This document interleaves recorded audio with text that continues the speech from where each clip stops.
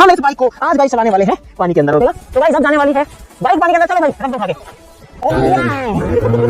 Slow slow चलती है लेकिन चल डेफिनेटली नहीं है। दूसरा ये चौथा ये देखो तो बाइक है गाइस वो यहां पर चल चुकी है किसके दम पर? हां सिर्फ इसके इंजन के पावर के दम पर। ये तो बाइक और बोट दोनों का कॉम्बिनेशन बन चुका है।